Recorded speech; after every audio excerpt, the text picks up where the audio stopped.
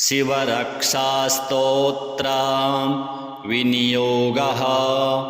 ॐ अस्य श्री शिवरक्षास्तोत्रमन्त्रस्य याज्ञवल्क्य ऋषिः श्री सदाशिवो देवता अनुष्टुप् छन्दः श्री सदाशिवप्रीत्यर्थं शिवरक्षा स्तोत्रपाठे विनियोगः।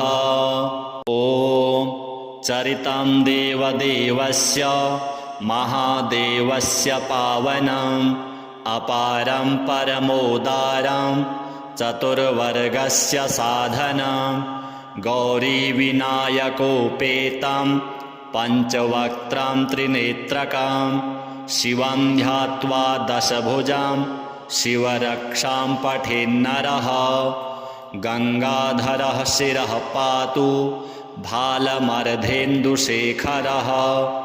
नयने मदनध्वंसी कर्णौ सर्पविभूषणः घ्राणं पातु पुरारातिर्मुखं पातु जगत्पतिः जिह्वां वागीश्वरः पातु कन्धरां क्षितिकन्धरः श्रीकण्ठः पातु मे कण्ठं स्कन्धौ विश्वधुरन्धरः भुजौ भूभारसंहर्ता करौ पातु पिनाकधृक् हृदयं शङ्करः पातु जठरं गिरिजापतिः नाभिं मृत्युञ्जयः पातु कटिव्याघ्राजिनाम्बरः सखिनी पातु दीनार्त शरणागतवत्सलः ऊरू महेश्वरः पातु जानुनी जगदीश्वरः जङ्घे पातु जगत्कर्ता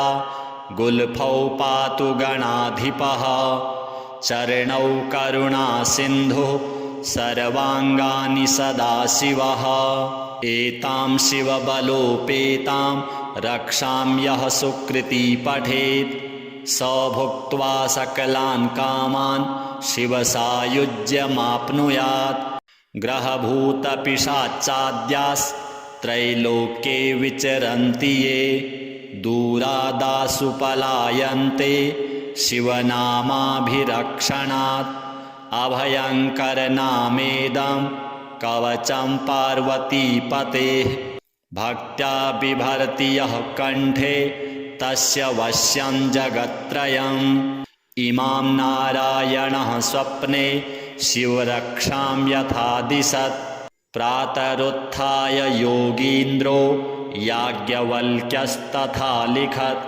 चरितं देवदेवस्य महादेवस्य पावनम् अपारं परमोदारं चतुर्वर्गस्य साधनं गौरीविनायकोपेतं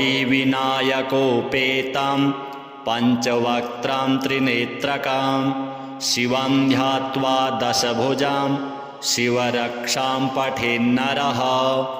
गंगाधरः शिरः पातु भालमर्धेन्दुशेखरः नयने मदनध्वंसी कर्णौ सर्पविभूषणः घ्राणं पातु पुरारातिर्मुखं पातु जगत्पतिः जिह्वां वागीश्वरः पातु कन्धरां क्षितिकन्धरः श्रीकण्ठः पातु मे कण्ठं स्कन्धौ विश्वधुरन्धरः भुजौ भूभारसंहर्ता करौ पातु पिनाकधृक् हृदयं शङ्करः पातु जठरं गिरिजापतिः नाभिं मृत्युञ्जयः पातु कटिव्याघ्राजिनाम्बरः सखिनी पातु दीनार्त शरणागतवत्सलः ऊरू महेश्वरः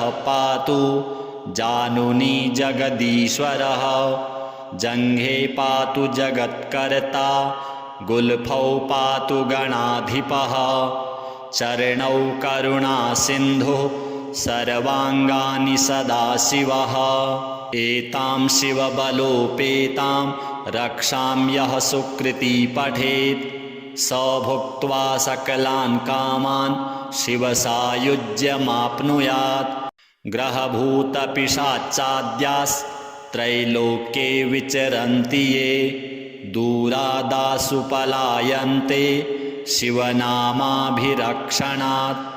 अभयङ्करनामेदं कवचं पार्वतीपतेः भक्त्या बिभर्ति यः कण्ठे तस्य वश्यं जगत्त्रयम् इमां नारायणः स्वप्ने शिवरक्षां यथा दिशत् प्रातरुत्थाय योगीन्द्रो याज्ञवल्क्यस्तथा लिखत् चरितं देवदेवस्य महादेवस्य पावनम् अपारं परमोदारं चतुर्वर्गस्य साधनं गौरीविनायकोपेतं पञ्चवक्त्रं त्रिनेत्रकं शिवं ध्यात्वा दशभुजां शिवरक्षां पठेन्नरः गङ्गाधरः शिरः पातु भालमर्धेन्दुशेखरः नयने मदनध्वंसी कर्णौ सर्पविभूषणः घ्राणं पातु पुरारातिर्मुखं पातु जगत्पतिः जिह्वां वागीश्वरः पातु कन्धरां क्षितिकन्धरः श्रीकण्ठः पातु मे कण्ठं स्कन्धौ विश्वधुरन्धरः भुजौ भूभारसंहर्ता करौ पातु पिनाकधृक् हृदयं शङ्करः पातु जठरं गिरिजापतिः नाभिं मृत्युञ्जयः पातु कटिव्याघ्राजिनाम्बरः सक्थिनी पातु दीनार्त शरणागतवत्सलः ऊरू महेश्वरः पातु जानुनी जगदीश्वरः जङ्घे पातु जगत्कर्ता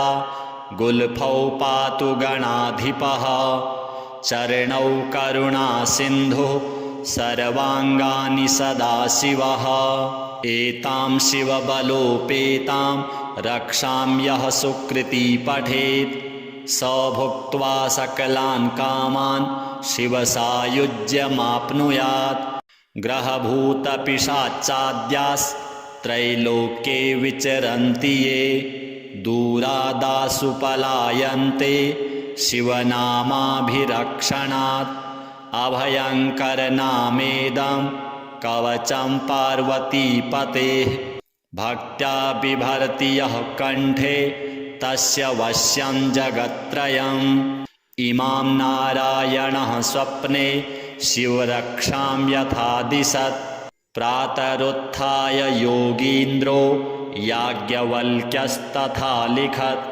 चरितं देवदेवस्य महादेवस्य पावनम् अपारं परमोदारं चतुर्वर्गस्य साधनं गौरीविनायकोपेतं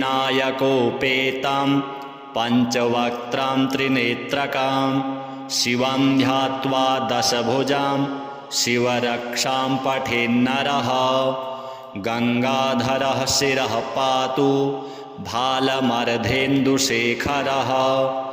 नयने मदनध्वंसी कर्णौ सर्पविभूषणः घ्राणं पातु पुरारातिर्मुखं पातु जगत्पतिः जिह्वां वागीश्वरः पातु कन्धरां क्षितिकन्धरः श्रीकण्ठः पातु मे कण्ठं स्कन्धौ विश्वधुरन्धरः भुजौ भूभारसंहर्ता करौ पातु पिनाकधृक् हृदयं शङ्करः पातु जठरं गिरिजापतिः नाभिं मृत्युञ्जयः पातु कटिव्याघ्राजिनाम्बरः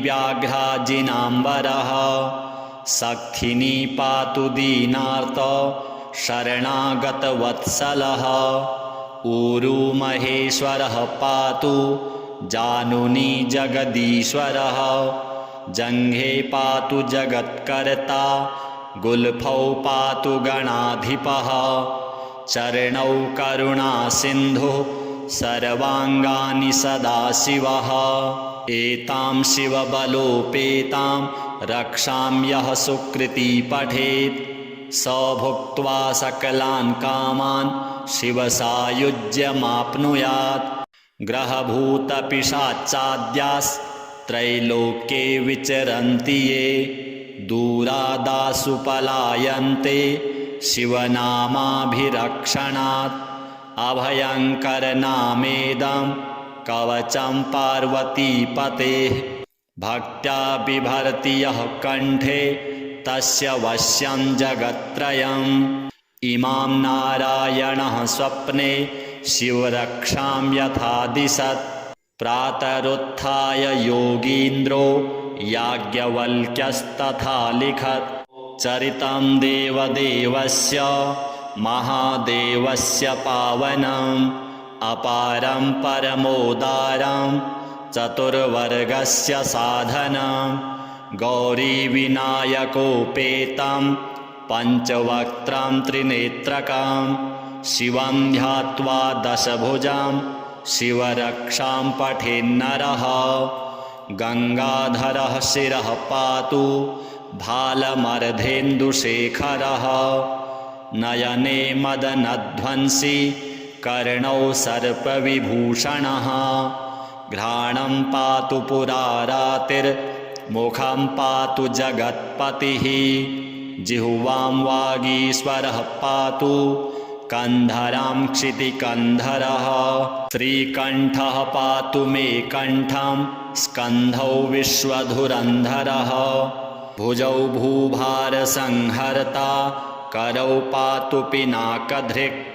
हृदयं शङ्करः पातु जठरं गिरिजापतिः। नाभिं मृत्युञ्जयः पातु कटिव्याघ्राजिनाम्बरः। सक्थिनी पातु दीनार्त शरणागतवत्सलः। ऊरू महेश्वरः पातु जानुनी जगदीश्वरः। जङ्घे पातु जगत्कर्ता गुल्फौ पातु गणाधिपः। चरणौ करुणासिन्धुः सर्वाङ्गानि सदाशिवः। एतां शिवबलोपेतां रक्षां यः सुकृती पठेत् स भुक्त्वा सकलान् कामान् शिवसायुज्यमाप्नुयात्।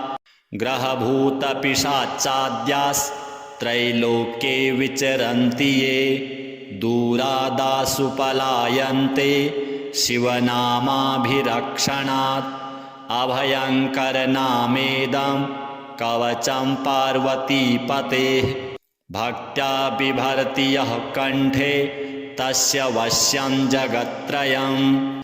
इमां नारायणः स्वप्ने शिवरक्षां यथा दिशत् प्रातरुत्थाय योगीन्द्रो याज्ञवल्क्यस्तथा लिखत्।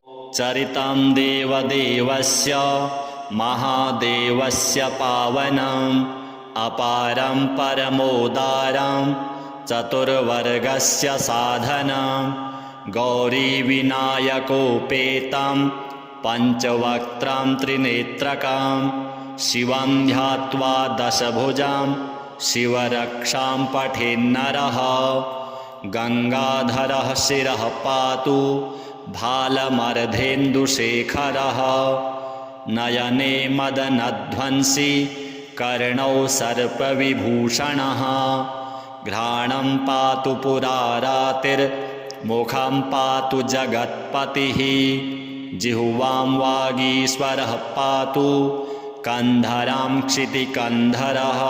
श्रीकण्ठः पातु मे कण्ठं स्कन्धौ विश्वधुरन्धरः। भुजौ भूभारसंहर्ता करौ पातु पिनाकधृक्। हृदयं शङ्करः पातु जठरं गिरिजापतिः। नाभिं मृत्युञ्जयः पातु कटिव्याघ्राजिनाम्बरः। सक्थिनी पातु दीनार्त शरणागतवत्सलः। ऊरू महेश्वरः पातु जानुनी जगदीश्वरः। जङ्घे पातु जगत्कर्ता गुल्फौ पातु गणाधिपः। चरणौ करुणासिन्धुः सर्वाङ्गानि सदाशिवः। एतां शिवबलोपेतां रक्षां यः सुकृती पठेत् स भुक्त्वा सकलान् कामान् शिवसायुज्यमाप्नुयात्। ग्रहभूतपिशाचाद्यास्त्रैलोक्ये विचरन्ति ये दूरादासु पलायन्ते शिवनामाभिरक्षणात्। अभयङ्करनामेदं कवचं पार्वतीपतेः भक्त्या बिभर्ति यः कण्ठे तस्य वश्यं जगत्त्रयम्। इमां नारायणः स्वप्ने शिवरक्षां यथा दिशत् प्रातरुत्थाय योगीन्द्रो याज्ञवल्क्यस्तथा लिखत्। चरितं देवदेवस्य महादेवस्य पावनम् अपारं परमोदारं चतुर्वर्गस्य साधनं। गौरीविनायकोपेतं पञ्चवक्त्रं त्रिनेत्रकं शिवं ध्यात्वा दशभुजं शिवरक्षां पठेन्नरः। गङ्गाधरः शिरः पातु भालमर्धेन्दुशेखरः नयने मदनध्वंसी कर्णौ सर्पविभूषणः। घ्राणं पातु पुरारातिर्मुखं पातु जगत्पतिः जिह्वां वागीश्वरः पातु कन्धरां क्षितिकन्धरः। श्रीकण्ठः पातु मे कण्ठं स्कन्धौ विश्वधुरन्धरः भुजौ भूभारसंहर्ता करौ पातु पिनाकधृक्। हृदयं शङ्करः पातु जठरं गिरिजापतिः नाभिं मृत्युञ्जयः पातु कटिव्याघ्राजिनाम्बरः। सक्थिनी पातु दीनार्त शरणागतवत्सलः ऊरू महेश्वरः पातु जानुनी जगदीश्वरः। जङ्घे पातु जगत्कर्ता गुल्फौ पातु गणाधिपः। चरणौ करुणासिन्धुः सर्वाङ्गानि सदाशिवः। एतां शिवबलोपेतां रक्षां यः सुकृती पठेत् स भुक्त्वा सकलान् कामान् शिवसायुज्यमाप्नुयात्। ग्रहभूतपिशाचाद्यास्त्रैलोक्ये विचरन्ति ये दूरादासु पलायन्ते शिवनामाभिरक्षणात्। अभयङ्करनामेदं कवचं पार्वतीपतेः भक्त्या बिभर्ति यः कण्ठे तस्य वश्यं जगत्त्रयम्। इमां नारायणः स्वप्ने शिवरक्षां यथा दिशत् प्रातरुत्थाय योगीन्द्रो याज्ञवल्क्यस्तथा लिखत्। चरितं देवदेवस्य महादेवस्य पावनम् अपारं परमोदारं चतुर्वर्गस्य साधनं। गौरीविनायकोपेतं पञ्चवक्त्रं त्रिनेत्रकं शिवं ध्यात्वा दशभुजं शिवरक्षां पठेन्नरः।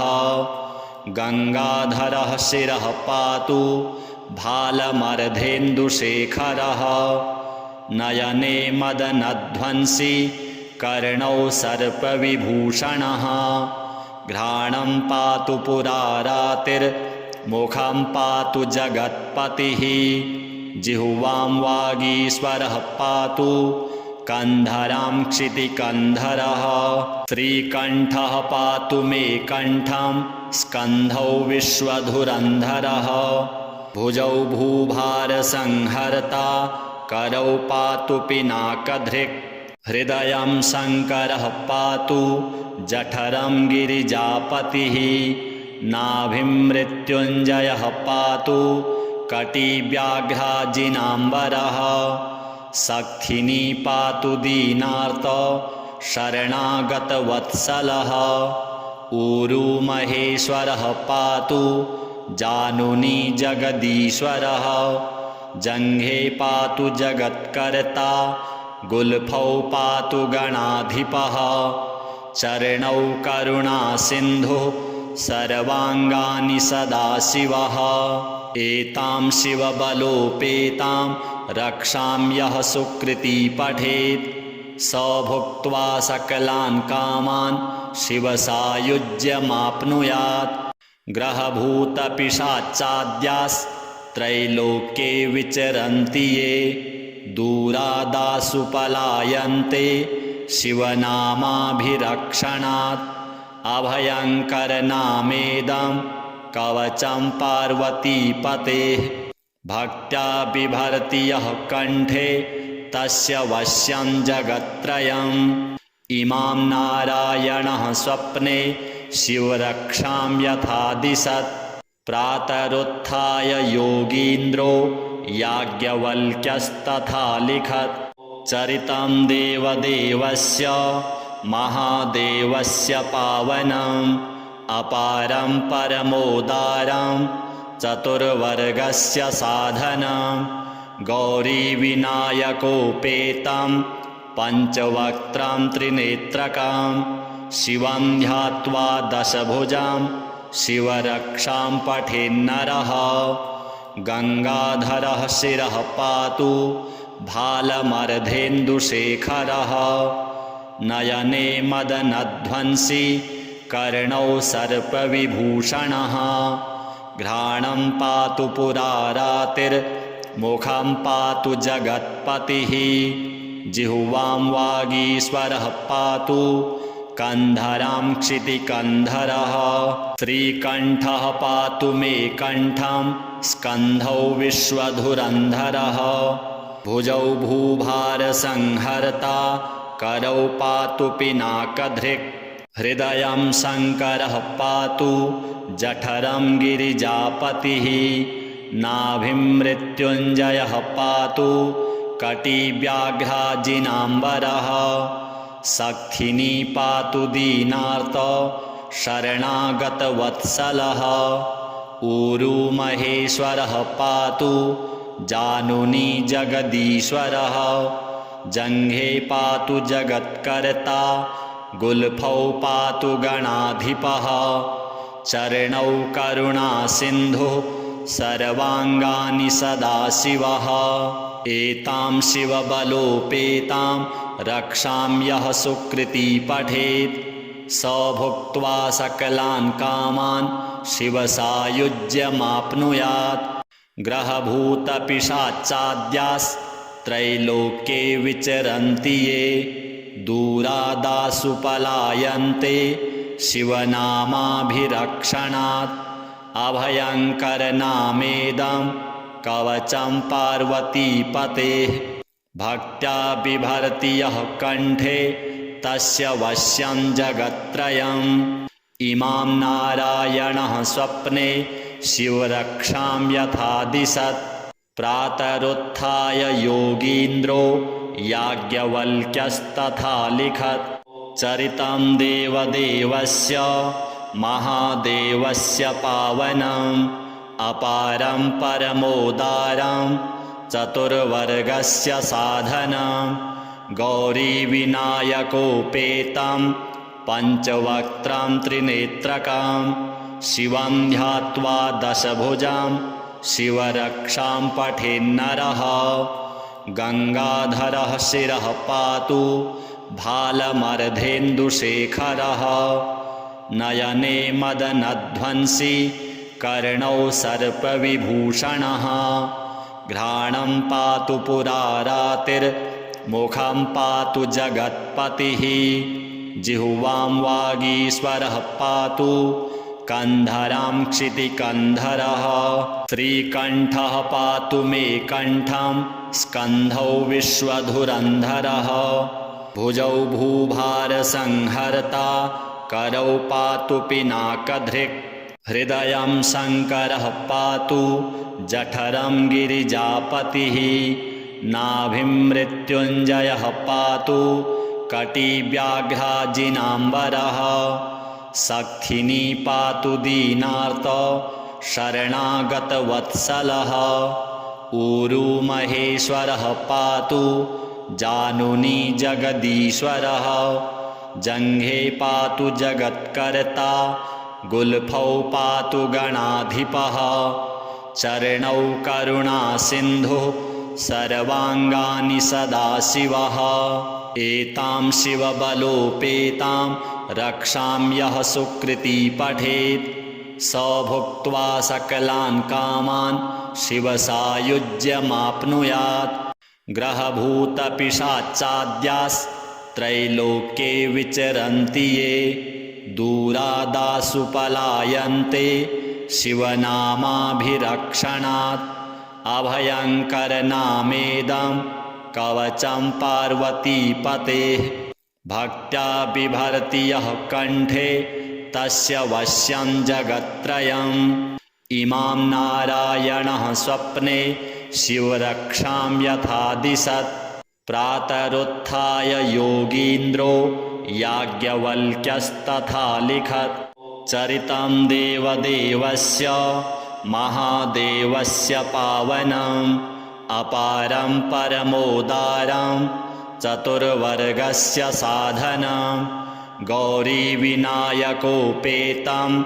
पञ्चवक्त्रं त्रिनेत्रकं शिवं ध्यात्वा दशभुजं शिवरक्षां पठेन्नरः गङ्गाधरः शिरः पातु भालमर्धेन्दुशेखरः नयने मदनध्वंसी कर्णौ सर्पविभूषणः घ्राणं पातु पुरारातिर्मुखं पातु जगत्पतिः जिह्वां वागीश्वरः पातु कन्धरां क्षितिकन्धरः श्रीकण्ठः पातु मे कण्ठं स्कन्धौ विश्वधुरन्धरः भुजौ भूभारसंहर्ता करौ पातु पिनाकधृक् हृदयं शङ्करः पातु जठरं गिरिजापतिः नाभिं मृत्युञ्जयः पातु कटिव्याघ्राजिनाम्बरः सक्थिनी पातु दीनार्त शरणागतवत्सलः ऊरू महेश्वरः पातु जानुनी जगदीश्वरः जङ्घे पातु जगत्कर्ता गुल्फौ पातु गणाधिपः चरणौ करुणासिन्धुः सर्वाङ्गानि सदाशिवः एतां शिवबलोपेतां रक्षां यः सुकृती पठेत् स भुक्त्वा सकलान् कामान् शिवसायुज्यमाप्नुयात् ग्रहभूतपिशाचाद्यास्त्रैलोक्ये विचरन्ति ये दूरादासु पलायन्ते शिवनामाभिरक्षणात् अभयङ्करनामेदं कवचं पार्वतीपतेः भक्त्या बिभर्ति यः कण्ठे तस्य वश्यं जगत्त्रयम् इमां नारायणः स्वप्ने शिवरक्षां यथा दिशत् प्रातरुत्थाय योगीन्द्रो याज्ञवल्क्यस्तथा लिखत् चरितं देवदेवस्य महादेवस्य पावनम् अपारं परमोदारं चतुर्वर्गस्य साधनं गौरीविनायकोपेतं पञ्चवक्त्रं त्रिनेत्रकं शिवं ध्यात्वा दशभुजं शिवरक्षां पठेन्नरः गङ्गाधरः शिरः पातु भालमर्धेन्दुशेखरः नयने मदनध्वंसी कर्णौ सर्पविभूषणः घ्राणं पातु पुरारातिर्मुखं पातु जगत्पतिः जिह्वां वागीश्वरः पातु कन्धरां क्षितिकन्धरः श्रीकण्ठः पातु मे कण्ठं स्कन्धौ विश्वधुरन्धरः भुजौ भूभारसंहर्ता करौ पातु पिनाकधृक् हृदयं शङ्करः पातु जठरं गिरिजापतिः नाभिं मृत्युञ्जयः पातु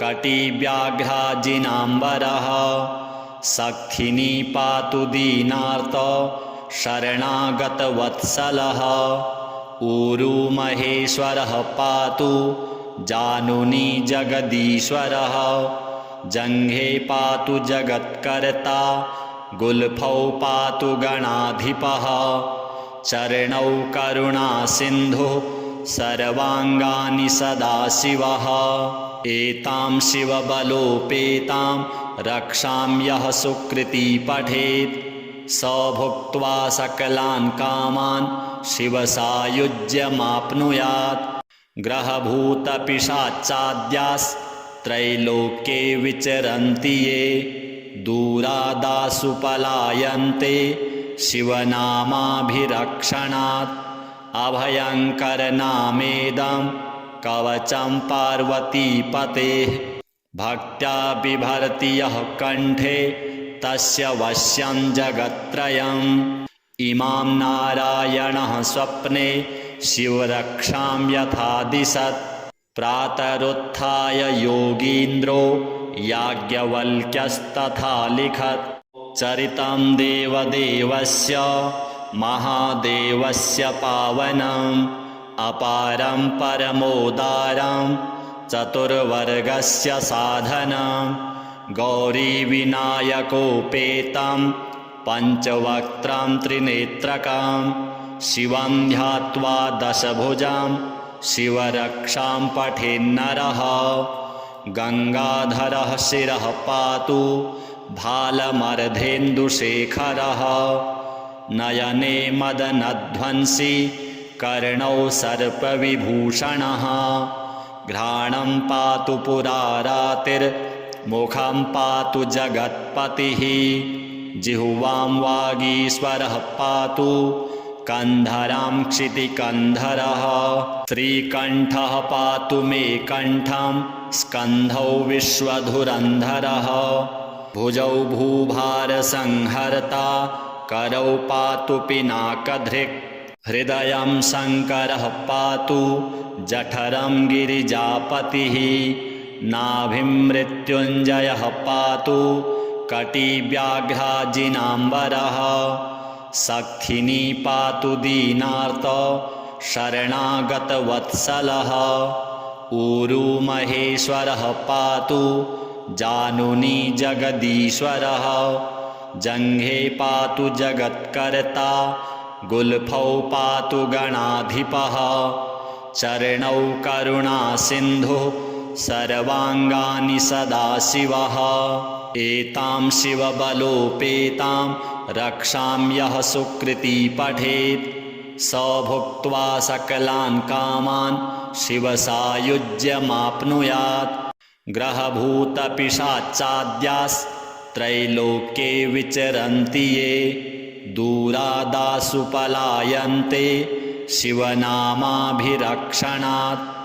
अभयङ्करनामेदं कवचं पार्वतीपतेः भक्त्या बिभर्ति यः कण्ठे तस्य वश्यं जगत्त्रयम् इमां नारायणः स्वप्ने शिवरक्षां यथा दिशत् प्रातरुत्थाय योगीन्द्रो याज्ञवल्क्यस्तथा लिखत् चरितं देवदेवस्य महादेवस्य पावनम् अपारं परमोदारं चतुर्वर्गस्य साधनं गौरीविनायकोपेतं पञ्चवक्त्रं त्रिनेत्रकं शिवं ध्यात्वा दशभुजं शिवरक्षां पठेन्नरः गङ्गाधरः शिरः पातु भालमर्धेन्दुशेखरः नयने मदनध्वंसी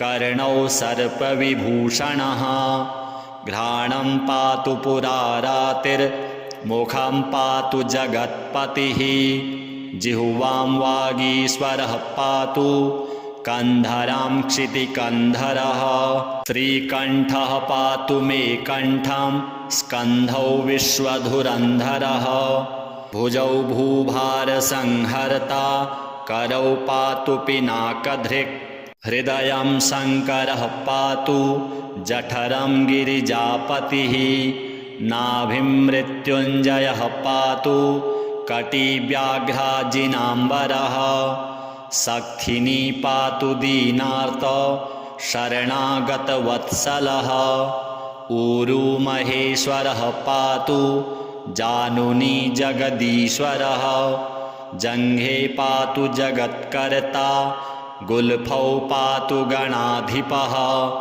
चरणौ करुणासिन्धुः सर्वाङ्गानि सदाशिवः एतां शिवबलोपेतां रक्षां यः सुकृती पठेत् स भुक्त्वा सकलान् कामान् शिवसायुज्यमाप्नुयात् ग्रहभूतपिशाचाद्यास्त्रैलोक्ये विचरन्ति ये दूरादासु पलायन्ते शिवनामाभिरक्षणात्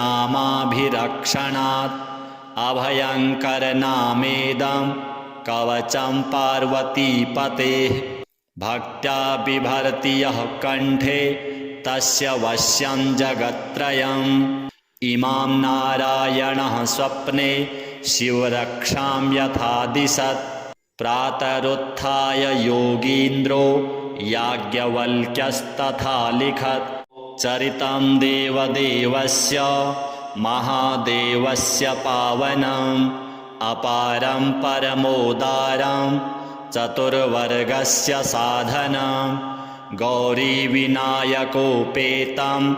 पञ्चवक्त्रं त्रिनेत्रकं शिवं ध्यात्वा दशभुजं शिवरक्षां पठेन्नरः गङ्गाधरः शिरः पातु भालमर्धेन्दुशेखरः नयने मदनध्वंसी कर्णौ सर्पविभूषणः घ्राणं पातु पुरारातिर्मुखं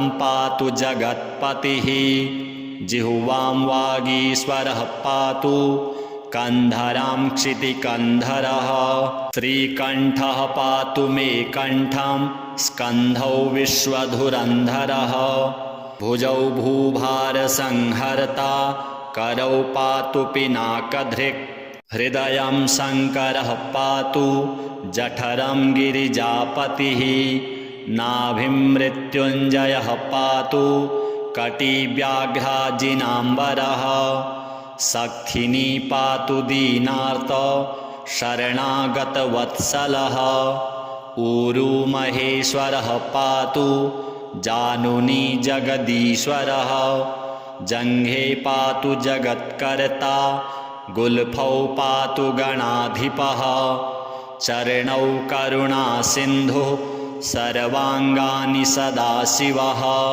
एतां शिवबलोपेतां रक्षां यः सुकृती पठेत् स भुक्त्वा सकलान् कामान् शिवसायुज्यमाप्नुयात् ग्रहभूतपिशाचाद्यास्त्रैलोक्ये विचरन्ति ये दूरादासु पलायन्ते शिवनामाभिरक्षणात्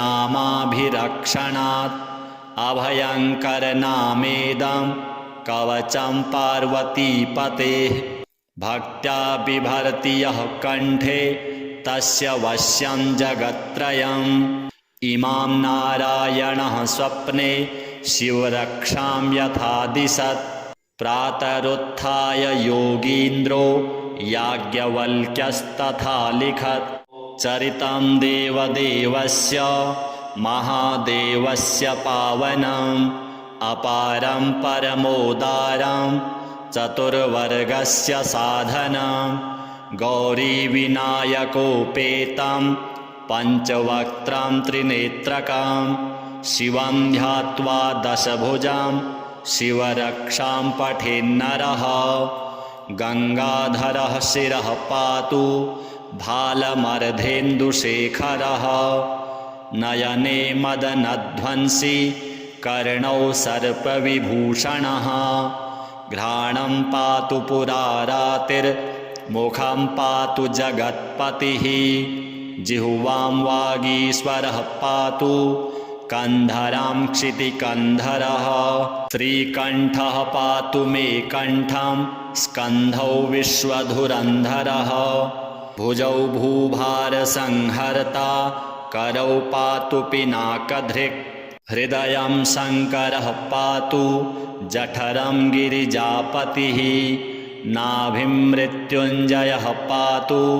कटिव्याघ्राजिनाम्बरः सक्थिनी पातु दीनार्त शरणागतवत्सलः ऊरू महेश्वरः पातु जानुनी जगदीश्वरः जङ्घे पातु जगत्कर्ता गुल्फौ पातु गणाधिपः चरणौ करुणासिन्धुः सर्वाङ्गानि सदाशिवः एतां शिवबलोपेतां रक्षां यः सुकृती पठेत् स भुक्त्वा सकलान् कामान् शिवसायुज्यमाप्नुयात् ग्रहभूतपिशाचाद्यास्त्रैलोक्ये विचरन्ति ये दूरादासु पलायन्ते शिवनामाभिरक्षणात् अभयङ्करनामेदं कवचं पार्वतीपतेः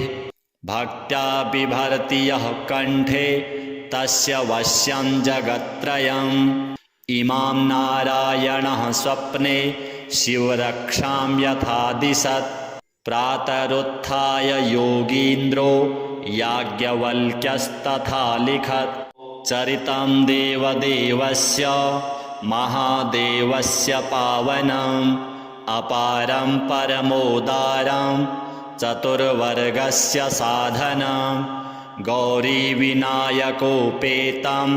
पञ्चवक्त्रं त्रिनेत्रकं शिवं ध्यात्वा दशभुजं शिवरक्षां पठेन्नरः गङ्गाधरः शिरः पातु भालमर्धेन्दुशेखरः नयने मदनध्वंसी कर्णौ सर्पविभूषणः घ्राणं पातु पुरारातिर्मुखं पातु जगत्पतिः जिह्वां वागीश्वरः पातु कन्धरां क्षितिकन्धरः श्रीकण्ठः पातु मे कण्ठं स्कन्धौ विश्वधुरन्धरः भुजौ भूभारसंहर्ता करौ पातु पिनाकधृक् हृदयं शङ्करः पातु जठरं गिरिजापतिः नाभिं मृत्युञ्जयः पातु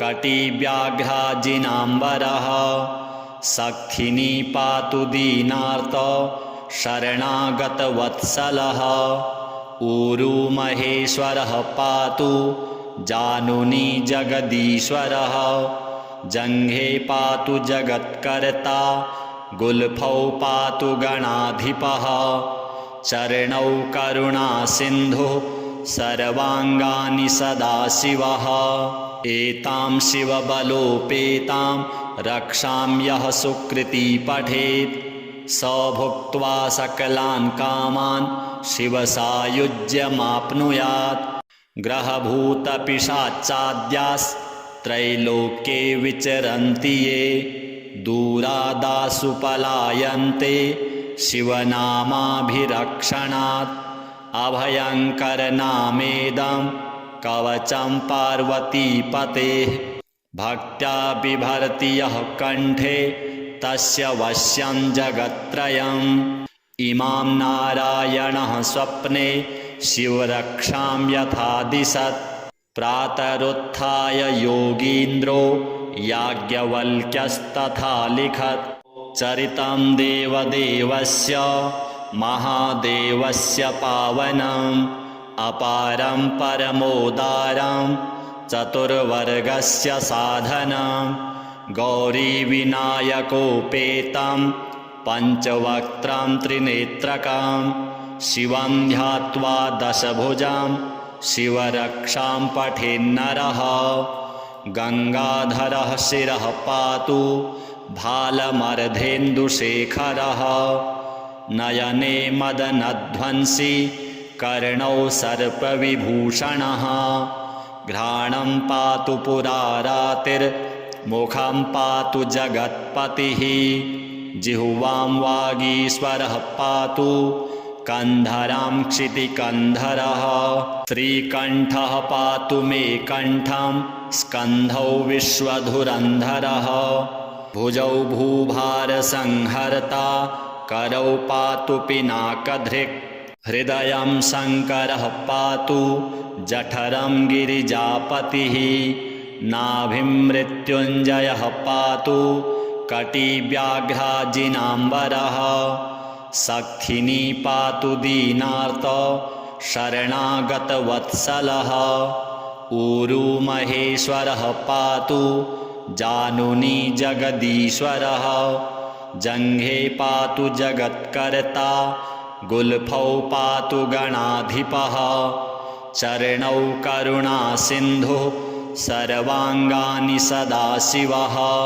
एतां शिवबलोपेतां रक्षां यः सुकृती पठेत् स भुक्त्वा सकलान् कामान् शिवसायुज्यमाप्नुयात् ग्रहभूतपिशाचाद्यास्त्रैलोक्ये विचरन्ति ये दूरादासु पलायन्ते शिवनामाभिरक्षणात् अभयङ्करनामेदं कवचं पार्वतीपतेः भक्त्या बिभर्ति यः कण्ठे तस्य वश्यं जगत्त्रयम् इमां नारायणः स्वप्ने शिवरक्षां यथा दिशत् प्रातरुत्थाय योगीन्द्रो याज्ञवल्क्यस्तथा लिखत् चरितं देवदेवस्य महादेवस्य पावनम् अपारं परमोदारं चतुर्वर्गस्य साधनं गौरीविनायकोपेतं पञ्चवक्त्रं त्रिनेत्रकं शिवं ध्यात्वा दशभुजां शिवरक्षां पठेन्नरः गङ्गाधरः शिरः पातु भालमर्धेन्दुशेखरः नयने मदनध्वंसी कर्णौ सर्पविभूषणः घ्राणं पातु पुरारातिर्मुखं पातु जगत्पतिः जिह्वां वागीश्वरः पातु कन्धरां क्षितिकन्धरः श्रीकण्ठः पातु मे कण्ठं स्कन्धौ विश्वधुरन्धरः भुजौ भूभारसंहर्ता करौ पातु पिनाकधृक् हृदयं शङ्करः पातु जठरं गिरिजापतिः नाभिं मृत्युञ्जयः पातु कटिव्याघ्राजिनाम्बरः सक्थिनी पातु दीनार्त शरणागतवत्सलः ऊरू महेश्वरः पातु जानुनी जगदीश्वरः जङ्घे पातु जगत्कर्ता गुल्फौ पातु गणाधिपः चरणौ करुणासिन्धुः सर्वाङ्गानि सदाशिवः एतां शिवबलोपेतां रक्षां यः सुकृती पठेत् स भुक्त्वा सकलान् कामान् शिवसायुज्यमाप्नुयात् ग्रहभूतपिशाचाद्यास्त्रैलोक्ये विचरन्ति ये दूरादासु पलायन्ते शिवनामाभिरक्षणात् अभयङ्करनामेदं कवचं पार्वतीपतेः भक्त्या बिभर्ति यः कण्ठे तस्य वश्यं जगत्त्रयम् इमां नारायणः स्वप्ने शिवरक्षां यथा दिशत् प्रातरुत्थाय योगीन्द्रो याज्ञवल्क्यस्तथा लिखत् चरितं देवदेवस्य महादेवस्य पावनम् अपारं परमोदारं चतुर्वर्गस्य साधनं गौरीविनायकोपेतं पञ्चवक्त्रं त्रिनेत्रकं शिवं ध्यात्वा दशभुजां शिवरक्षां पठेन्नरः गङ्गाधरः शिरः पातु भालमर्धेन्दुशेखरः नयने मदनध्वंसी कर्णौ सर्पविभूषणः घ्राणं पातु पुरारातिर्मुखं पातु जगत्पतिः जिह्वां वागीश्वरः पातु कन्धरां क्षितिकन्धरः श्रीकण्ठः पातु मे कण्ठं स्कन्धौ विश्वधुरन्धरः भुजौ भूभारसंहर्ता करौ पातु पिनाकधृक् हृदयं शङ्करः पातु जठरं गिरिजापतिः नाभिं मृत्युञ्जयः पातु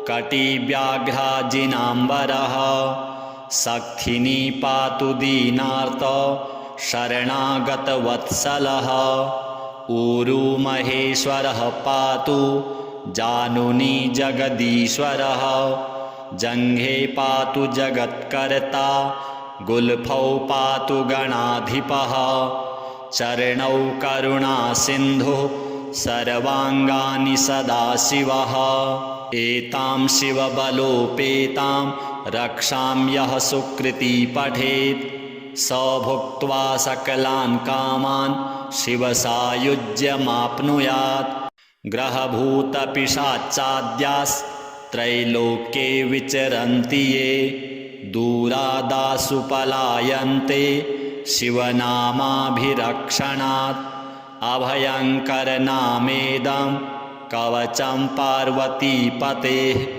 भक्त्या बिभर्ति यः कण्ठे तस्य वश्यं जगत्त्रयम् इमां नारायणः स्वप्ने शिवरक्षां यथा दिशत् प्रातरुत्थाय योगीन्द्रो याज्ञवल्क्यस्तथा लिखत् चरितं देवदेवस्य महादेवस्य पावनम् अपारं परमोदारं चतुर्वर्गस्य साधनं गौरीविनायकोपेतं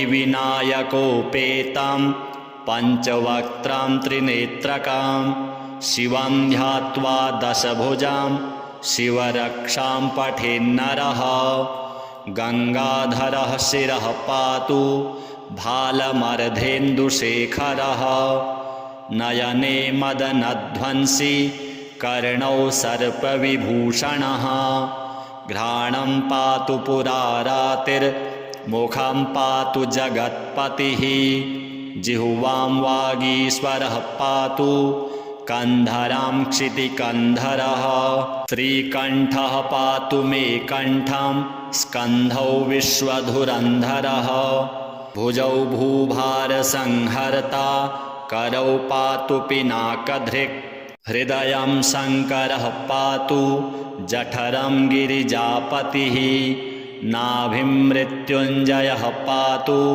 कटिव्याघ्राजिनाम्बरः सक्थिनी पातु दीनार्त शरणागतवत्सलः ऊरू महेश्वरः पातु जानुनी जगदीश्वरः जङ्घे पातु जगत्कर्ता गुल्फौ पातु गणाधिपः चरणौ करुणासिन्धुः सर्वाङ्गानि सदाशिवः एतां शिवबलोपेतां रक्षां यः सुकृती पठेत् स भुक्त्वा सकलान् कामान् शिवसायुज्यमाप्नुयात् ग्रहभूतपिशाचाद्यास्त्रैलोक्ये विचरन्ति ये दूरादासु पलायन्ते शिवनामाभिरक्षणात् अभयङ्करनामेदं कवचं पार्वतीपतेः भक्त्या बिभर्ति यः कण्ठे तस्य वश्यं जगत्त्रयम् इमां नारायणः स्वप्ने शिवरक्षां यथा दिशत् प्रातरुत्थाय योगीन्द्रो याज्ञवल्क्यस्तथा लिखत्